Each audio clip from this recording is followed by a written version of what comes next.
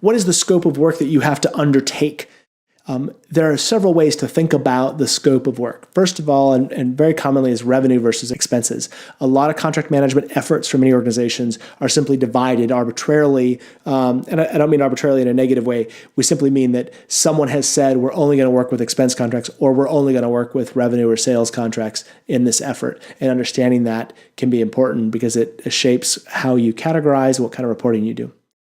Are you focused on a particular legal entity in the corporate family? So if you are in a subsidiary, the scope of your work is only going to deal with that subsidiary's unit of work. But if you're in a parent company, you will certainly want to look and do this initiative across all of those entities, and you have a multiplier effect of all of these questions and issues that might arise across those legal entities. So if you're part of an organization that has done acquisitions, for example, you might have a different state of the files analysis for each of those entities because they all have their own history and process and whatnot, their own spreadsheets, their own file locations. And yes, it can be a mess. Are you going to be focused on a particular division or business unit within a single entity? That also can narrow or shape the work that you do. Or are you focused on a particular territory or region? If you are part of an organization that crosses jurisdictional bounds, that can be subnational, like particular states, or national. So are you focused just on Canada or both Canada and the United States as part of North America?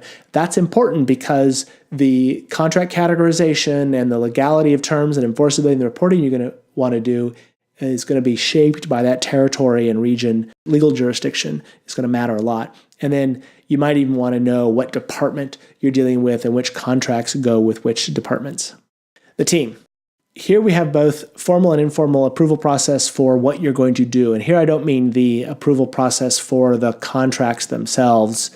I mean approval of the decisions you make about how to categorize and organize your contracts and to set the scope and terms and structure of this contract management solution that you're going to implement. And you need to think about people on the team in a couple of different ways. One is, who are the users of the endpoint of this product? Who's going to be in there working with these contracts and managing them over their life? That's a really important constituency to satisfy. However, that group is often not the consumers of the data or information. For example, senior management team may not be a user of whatever you decide to implement, but they are certainly consumers. And so making sure you're providing output to them in a way they can consume the data. If that spreadsheet is really working for them, then you probably need to provide an output in that spreadsheet format that is going to continue to work for them, as an example. And then even among your users, you might want to think about core versus casual users. And what we mean here is, are there people that are in the system on a regular daily basis as a part of their job versus people who are occasionally coming in and grabbing some data? And so you need to think about their access and those controls and what they can see and do in whatever you decide to implement. And then you need to make sure that you are getting results. You want to be able to do some things with your contract portfolio. At the end of this process, make sure that you can do these 4 things. If you can do these 4 things at the end of your contract portfolio process, whatever the scope of that portfolio is, doesn't matter. But if you can do these 4 things, you will have delivered value. You can begin to talk about improving revenue, reducing expenses, and improving margins, and becoming that contract management hero. So the first thing you want to be able to do is do report on allocations. Those allocations can be by whatever, by department, by territory, by type, by group, by whatever bucket you want. But being able to provide reports quickly and easily to people that want to understand how the portfolio is divided and organized is really, really important.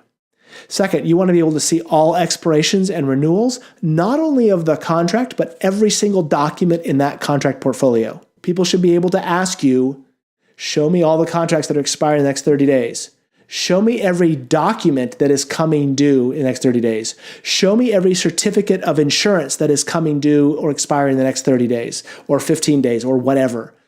You need to be able to answer those questions quickly and efficiently for the entire contract portfolio, not just individual contract. Third, you need to be able to assign tasks. There's a very good chance that if you are managing a contract portfolio, that you are not the person responsible for the contracts themselves. Someone else has to do something. For example, if your organization has an obligation to provide a report to the other party about sales data, you're probably not the person that is generating the report, or maybe you don't even have access to the report for the sales data. You do know that you have that obligation because you're managing the contract.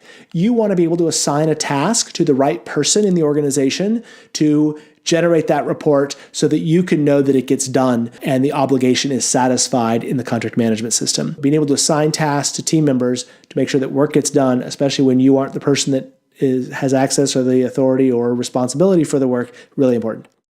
And fourthly, you want to get automatic alerts. Contracts can be easily forgotten, and you don't want to be the person that forgot that a contract was due or was coming up for renewal. You want to get automatic notifications. So whatever system you decide to implement, you should be getting automatic notifications of those expiration dates, both for documents and contracts as a whole in whatever you decide to do.